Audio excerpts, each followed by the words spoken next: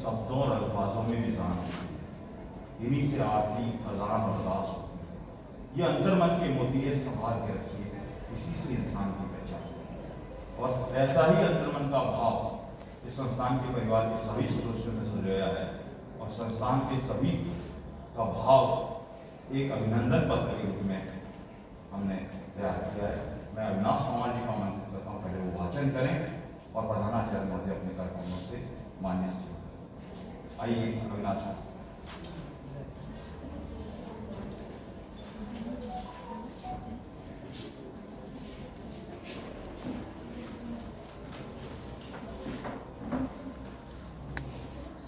आदरणीय शासन सचिव महोदया, ये जो प्रशस्ति अभिनंदन पत्र है, इसके तो शब्दों की सीमा है, पर इसमें छुपे हुए अंतर्निहित जो हृदयों के उद्गार हैं और जो आपके लिए हमारे सबकी शुभकामनाएं हैं, वो आपको यहाँ अनुभव हो रहा होगा।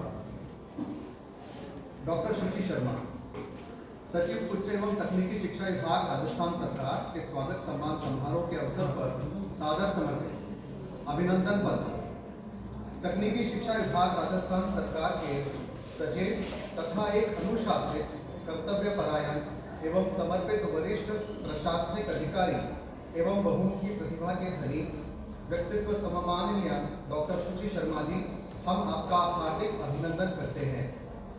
आपने तकनीकी शिक्षा विभाग में प्रथम बार आनंदम विषय का चयन कर न केवल विद्यार्थियों के अपितु तकनीकी शिक्षा परिवार के सदस्यों के जीवन को भी आनंद से भर दिया है। आपने सार्थक प्रयास से तकनीकी शिक्षा का सर्वोत्कृष्ट परीक्षा परिणाम लाकर नया आयाम स्थापित किया है। इन सभी सफलतापूर्वक निष्पादित कार्यों के लिए हम सबकी ओर से आपको करबद्ध साधुवाद है। संस्थान परिवार आपके उज्जवल भविष्य एवं अच्छे स्वास्थ्य की मंगल कामना करता है। शुभकामनाओं के साथ सादर समर्पित शुभेच्छु, राजकीय रामचंद्र खेतान पॉलिटेक्निक महाविद्यालय जयपुर। धन्यवाद।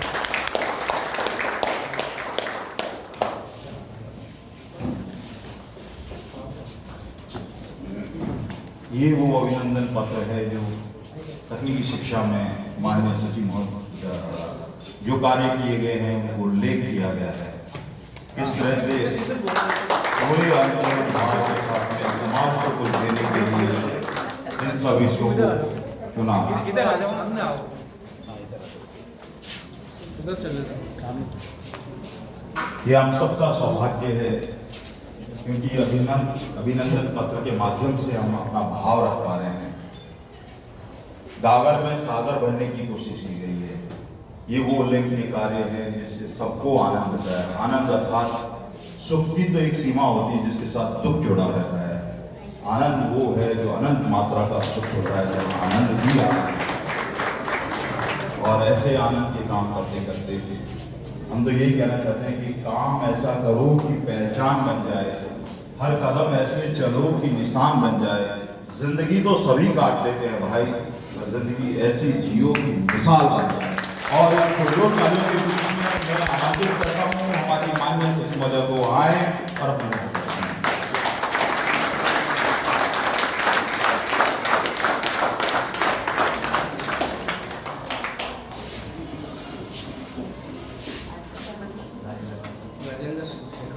एक तो शानदार मंच संचालन राजेंद्र सिंह शेखावत जी का समा मांग दिया। मेरा आप सभी को नमस्कार। प्रिंसिपल साहब, रामचंद्र खेतान पॉलिटेक्निक कॉलेज मशहूर अली जी, आज उन्होंने अपनी और भी प्रतिभाओं का प्रदर्शन मेरे सामने किया। बहुत बधाई के पात्र हैं आप।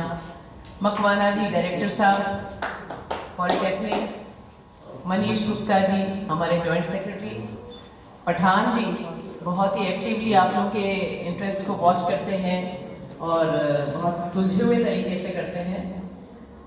और यहाँ पर जो अभी नोडल ऑफिसर आनंदम, बहुत ही शानदार आपने प्रेजेंटेशन किया, बहुत सही तरीके से समझा। आप सभी समस्त स्टाफ,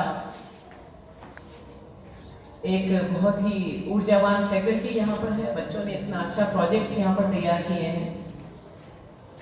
उम्मीद जगती है इन सारी चीज़ों को देखकर, आप लोगों को देखकर, और जो पेंडेमिक के समय में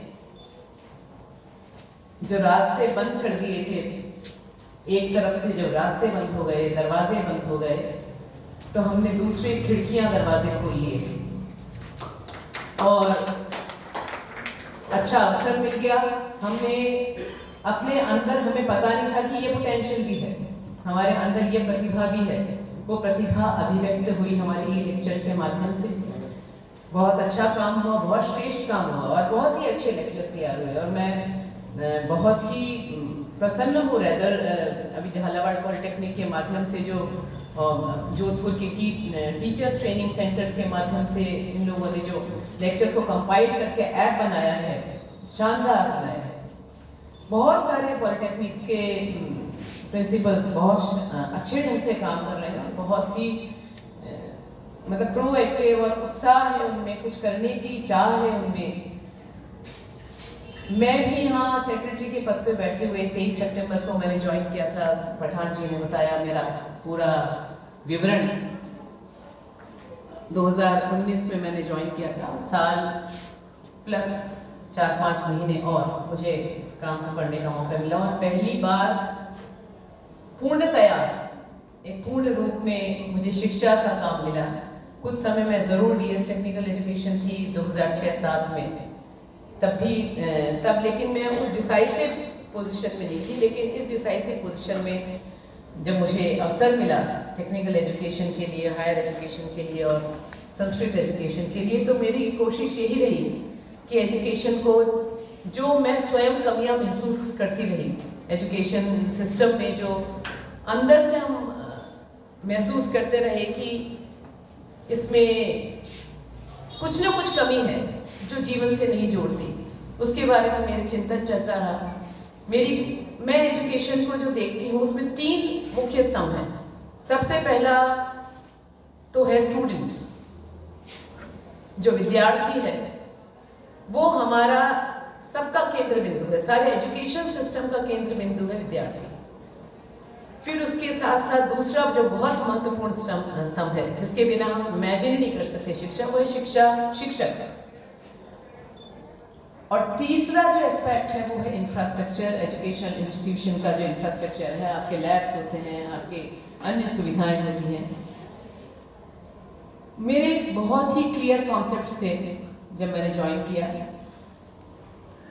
क्योंकि ये तो मैं महसूस करती ही रही हूँ कि हमारे भारत में जो शिक्षा जिस ढंग से दी जा रही है वो कम से कम मेरी दृष्टि में तो बिल्कुल भी संतोषजनक नहीं है और बहुत फलदायी नहीं है ये एहसास। क्योंकि ये शिक्षा व्यवस्था एक बेरोजगार, मैं अक्सर कई बार चर्चा करते हुए कहती हूँ कि ये शिक्षा व्यवस्था हमने ऐसी बना डाली कि वो हम बेरोजगारों की फौज पैदा कर रहे हैं इस शिक्षा व्यवस्था के माध्यम से, जो किसी भी तरीके से समाज के, देश के हित में नहीं है, किसी भी तरीके से। सारा स्ट्रेस हमारा केवल डिग्री प्राप्त करने में, और डिग्री प्राप्त होती है एग्ज़ाम देने से, और एग्ज़ाम सिस्टम हमारा जो है वो 80% को रिजेक्ट करता है, केवल 10 से 20% बच्चे को अच्छा कहता है या अबव एवरेज कहता है, और वही बच्चा कहीं मार्केट में जाके सक्सेसफुल होता है। बाकी 80% हमारा रिजेक्टेड लॉट है। आप देखिए कितनी दयनीय स्थिति है, हमने क्या शिक्षा व्यवस्था बनाई जो 80% को रिजेक्ट करती है, और हम ये कहते हैं कि हमारा आने वाला जो भविष्य है, जो हमारा देश है, सबसे युवा देश होगा। ऐसा बीमार, मानसिक रूप से या शारीरिक रूप से अस्वस्थ युवा, अगर हमारा युवाओं की संख्या अगर हमारी बढ़ जाएगी हमारी पॉपुलेशन में, तो वो रेदर बहुत ज़्यादा घातक होगी, वो ज़्यादा नुकसानप्रद होगी। इसीलिए मैंने ये चीज़ें तो सोची। सबसे पहले जब मेरी बात हुई, आपके टेक्निकल एजुकेशन में दरियाव सिंह जी थे, और मैं उनको भी याद करना, उनको भी मैं श्रद्धांजलि देना चाहूँगी। व्यास जी जो थे अपने बोर्ड ऑफ टेक्निकल एजुकेशन के, मतलब इतने सज्जन व्यक्ति, उनको जो जो कहा वो किया, और बहुत ही दुख की बात है कि आज वो हमारे बीच में नहीं है, पर ही कॉन्ट्रीब्यूटेड। उन्होंने अपने पॉलिटेक्निक एजुकेशन के जीवन को सार्थक कर दिया। इतना कम समय में हमने सेमेस्टर सिस्टम में तब्दील कर दिया, इतने कम समय में हमने सारे सिलेबस को मॉडर्नाइज कर दिया। ये कोई कम बात नहीं है। ये कम हमको लगता है इसलिए नहीं है क्योंकि वो बिना तकलीफ के हुआ, बिना स्ट्रेस के हुआ। यही चीज़ अगर घूम घूम के कई मीटिंग्स होती रहती हैं, कहीं यहाँ होती है, फाइल वहाँ खिसक रही होती, फाइल कभी वहाँ जा रही होती, यहाँ जा रही होती, तो हमें लगता है कि बहुत बड़ा काम हुआ। लेकिन ये बहुत बड़ा काम बिना आवाज़ के हो गया, और काम करने का तरीका यही होना चाहिए। हमारा अगर फोकस बिल्कुल क्लियर है, हम जानते हैं कि हमें क्या करना है, सबसे पहला फोकस तो ये है कि हमें देना है, हमें व्यवस्था को देना है, हमें विद्यार्थी को देना है, हमें शिक्षकों को सहूलियत देनी है ताकि वो एक उच्च स्तरीय शिक्षा दे पाए, एक सही तरीके की शिक्षा दे पाए। उनको सोचने के लिए माहौल देना है। बंधन में, नेगेटिव माहौल में ना तो शिक्षक सोच पाता है, ना स्टूडेंट्स पनप पाते हैं, ना इंस्टीट्यूशंस पनपते हैं। तो सबसे पहला जो मेरा स्ट्रेस रहा सकारात्मकता पे रहा। मैं खुद अपने जीवन में 100% पॉजिटिविटी पे विश्वास करती हूँ, 100% पॉजिटिव होने पे विश्वास करती हूँ। कोई भी फाइल अगर नेगेटिव नोट के साथ आती है तो मेरे चेहरे में कई त्योरियां आ जाती हैं, कई रिंकल्स आ जाते हैं मेरे चेहरे पर। I never like to be file put up with negative note.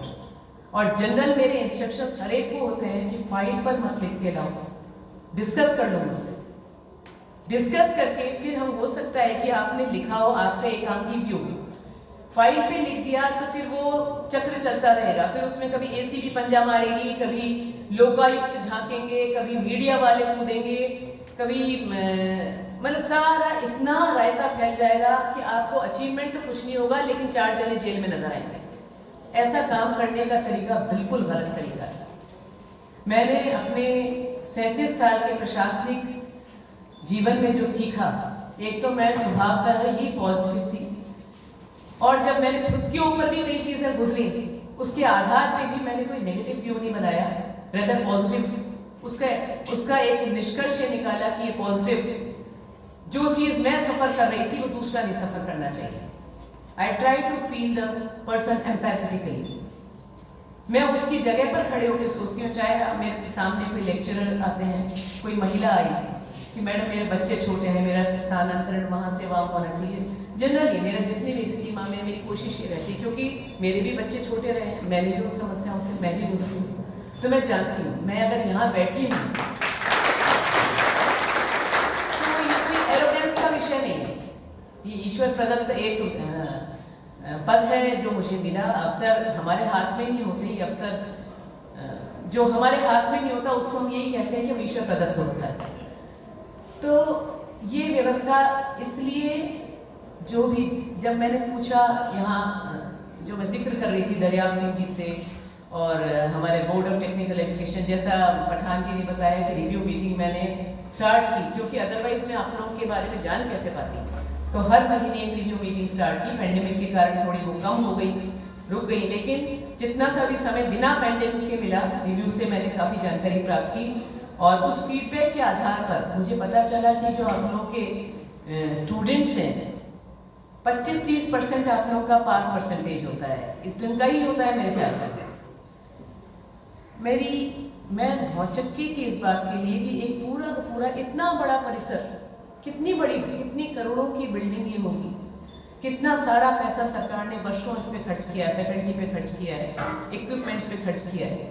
और उसके बाद अगर हमारी संस्था जो है इतने खर्चे के बाद अगर 75% बच्चों को फेल कर रही है और 25% को पास कर रही है, तो हमारे होने का अर्थ क्या है? हम क्यों पैसा डाल रहे हैं ऐसी जगह पर? ये चर्चा मेरी सीएम साहब से भी हुई, तो सीएम साहब को भी लगा, और ये फैक्ट है कि नहीं बताइए आप लोग? ये फैक्ट था कि नहीं? 25-30% ये कितने बच्चे पास होते थे फर्स्ट ईयर से सेकंड ईयर में जाने? यही और गरीब बच्चा आता है यहाँ पर, तो हमको अपनी अप्रोच चेंज करनी थी। इसीलिए मैंने सबसे पहले आते ही सिलेबस पे हिट किया। AICTE के हमारे पूनिया जी हमारे परिचित थे, पूनिया जी से बात की, और संयोग ऐसा हुआ कि सहस्त्रबुद्धे जी भी यहाँ पर आए। यहाँ एक वर्कशॉप की हमने, और बहुत अच्छी वर्कशॉप हुई। इसमें बहुत चर्चा हुई कि हम इनको syllabus, we need to change the syllabus. We need to change the curriculum of polytechnic colleges, क्योंकि ये जो है ये किसी भी तरीके से आउटपुट नहीं दे रहा है, ना बच्चों के लिए बहुत सार्थक हो रहा है, ना ये इंस्टीट्यूशन के लिए।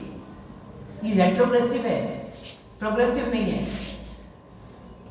तो उसके बाद, उसके जस्ट बाद कमेटी बनाने में हमने टाइम भी लगाया। आरटीओबीसी की अध्यक्षता में कमेटी की, जिसमें बीटी अपने व्यास जी थे और डायरेक्टर पॉलिटेक्निक थे, मनीष को भी इसमें जोड़ा था उस कमेटी में। और वो हमने उसके बाद वो होते होते कमेटी बन गई, लेकिन वो उसके बाद ये पेंडेमिक ग्रस्त हो गए, लेकिन उसके बावजूद भी हमारी वो रिपोर्ट तैयार हो गई, हमने सिलेबस अडॉप्ट कर लिया।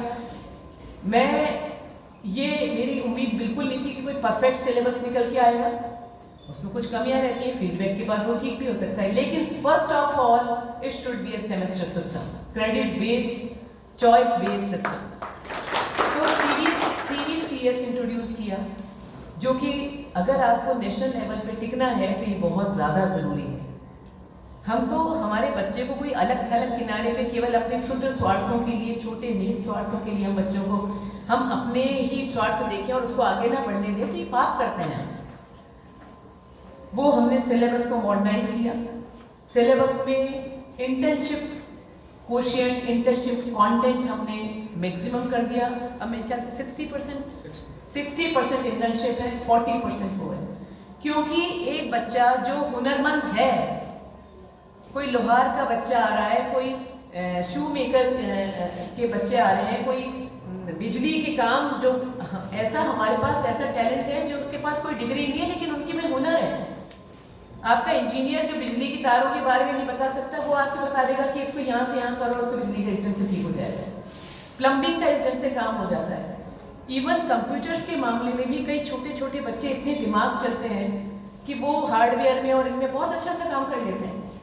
तो उस टैलेंट को, इसके मतलब प्रैक्टिकल उसके अंदर कंटेंट है और हम उसको थ्योरी पढ़ाए चले जा रहे हैं हम उसको MS ऑफिस पढ़ाए जा रहे हैं थ्योरी में और उसको थ्योरी में फेल कर रहे हैं, या हम उसको केमिस्ट्री के फॉर्मूले NH3+OH NaOH और ये बता के अमोनिया आइस, मतलब जो कुछ भी हम करना चाह रहे हैं उसका कोई अर्थ ही नहीं है उसके जीवन से, और हम उसको पढ़ा रहे हैं।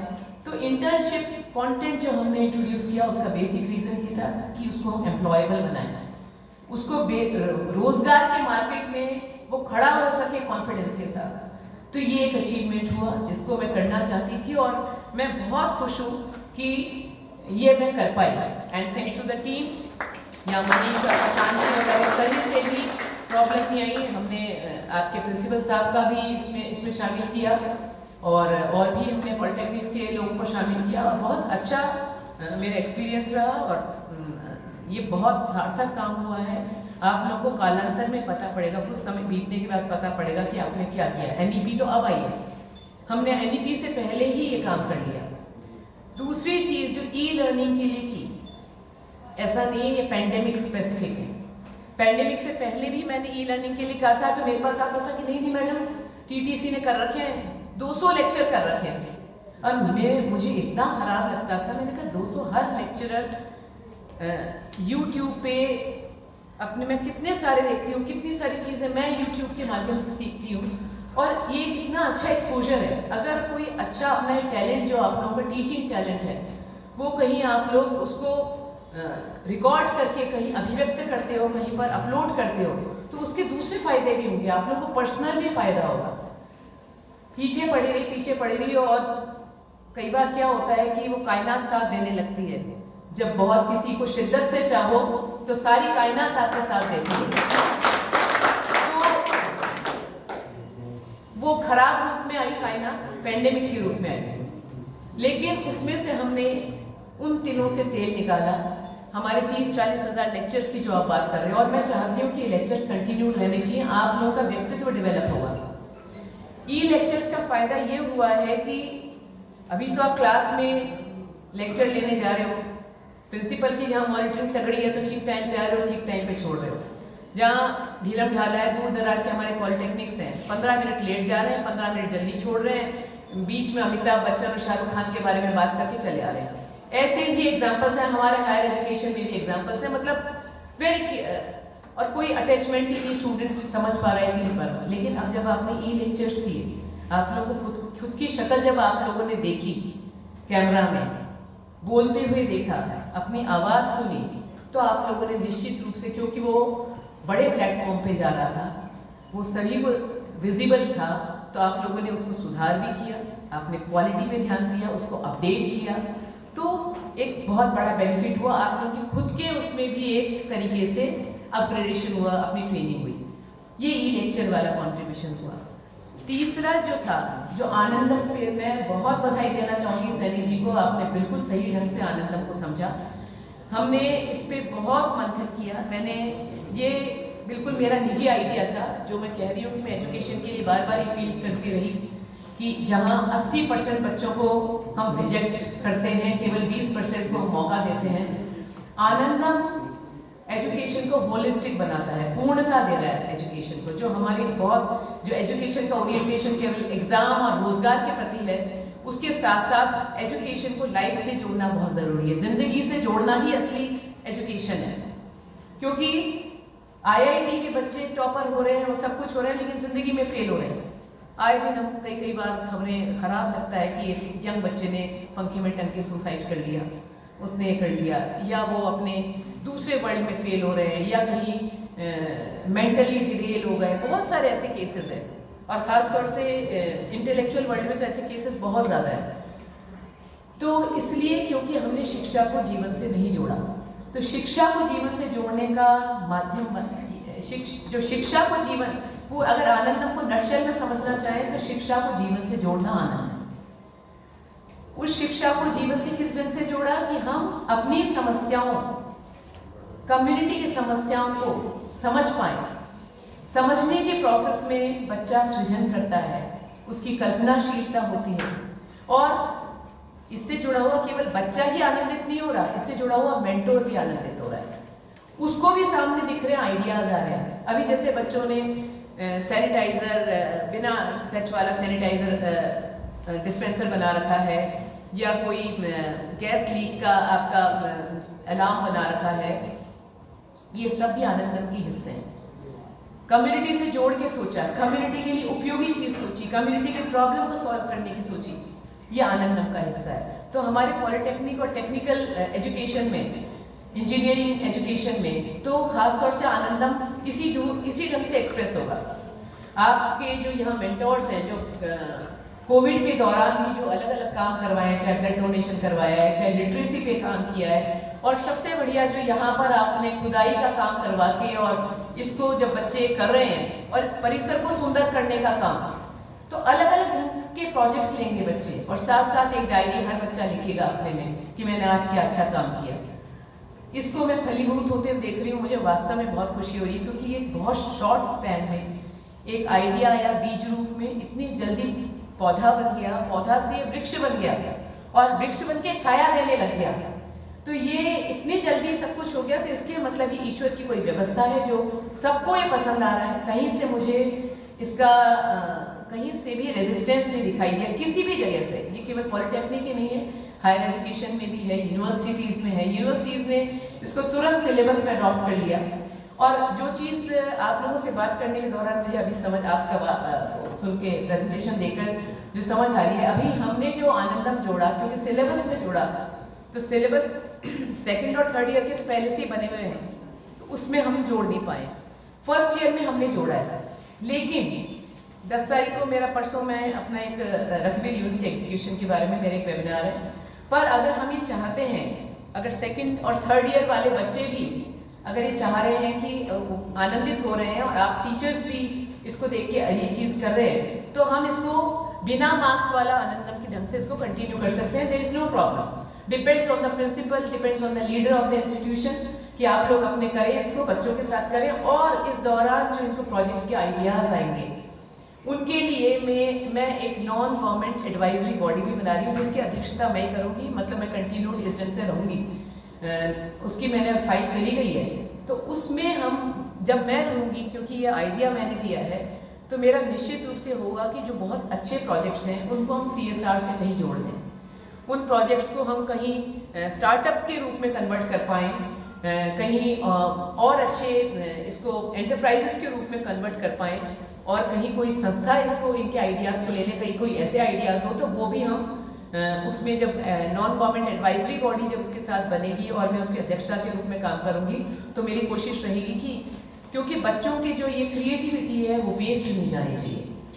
ये आप सब लोगों को भी सोचना है, जैसा मैंने अभी देखते हुए भी कहा कि आप DST से भी जोड़ो इनको, जो भी बच्चा जहाँ जहाँ से फंड्स के सोर्स होते हैं वो आप जोड़ें इसको, और उनको बच्चों को खुश बनाएं, बच्चों को आदत पड़ जाएगी। आप देखिए बच्चे इसमें देख के कितना खुश हो रहे हैं। आपकी सोसाइटी का ये एक आनंदम एक साइलेंट रिवॉल्यूशन है, ये चुपचाप क्रांति आती चली जाएगी। आज हम 10 तरह के कहते हैं कि क्राइम बढ़ गया है, करप्शन बढ़ गया है, रेप्स हैं, ये हैं, वो हैं, लेकिन जिस दिन बच्चा क्रिएटिवली इन्वॉल्व होने लगेगा और सोसाइटी को, कम्युनिटी को समझने लगेगा, उससे जुड़ने लगेगा, अपनी ज़िंदगी से जुड़ने लगेगा, अपने पीयर ग्रुप से जुड़ने लगेगा, अपने पेरेंट्स से, अपने भाई बहनों से जुड़ने लगेगा, उसका ये जो खालीपन है जो दिमाग का, जिसको दिवालियापन कहते हैं, वो उसका कम होता चला जाएगा। और अगर हमने ऐसे बच्चे जो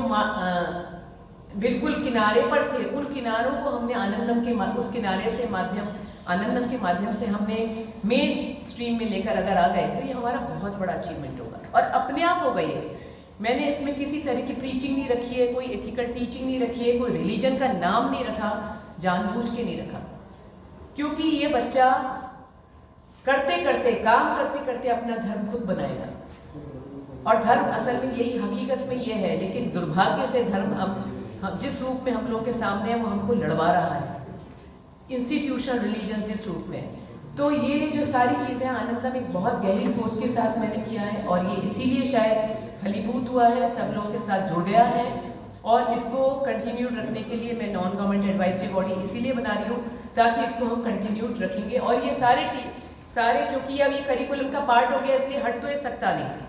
इसको मैंने मार्क्ड सब्जेक्ट बनाया भी इसलिए ताकि अब इसको हटाना मुश्किल है किसी भी तरीके से, ये घुस चुका, क्रेडिट और क्रेडिट है, मार्क्स है इसमें। तो इसलिए ये बहुत अच्छे ढंग से आपने यहाँ पर इम्प्लीमेंट किया है। सैनी जी और शकूर अहमद जी और सारे मेंटोर्स और सभी लोग बधाई के पात्र हैं। मेरी आप सब लोगों को बहुत बहुत शुभकामनाएं। आप लोग जीवन में अच्छा करें, खुश रहें, आनंदमय रहें। धन्यवाद।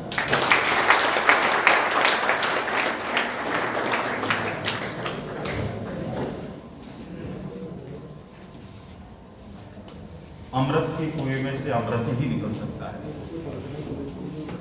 जब आप सकारात्मक करते हैं तो प्रकृति आपका साथ देता है, और प्रकृति की कोख से पैदा हुआ ये आनंदम का बीज फलवित हुआ, पुष्पित हुआ और आज फलित भी हो रहा है, और ये सबको आनंद देता रहेगा।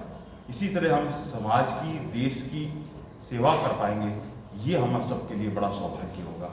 आइए हम सब खड़े होकर राष्ट्रगीत के लिए खड़े हों और देश को जन गण मन अधिनायक जय हे भारत भाग्य विधाता, पंजाब सिंध गुजरात मराठा द्राविड़ उत्कल गंगा, विंध्य हिमाचल यमुना गंगा, उच्चल जलधि तरंगा। तब शुभ नामे जागे, तब शुभ आशीष मांगे, गाए तब जय गाथा। जन मंगलदायक जय हे भारत भाग्य विधाता, जय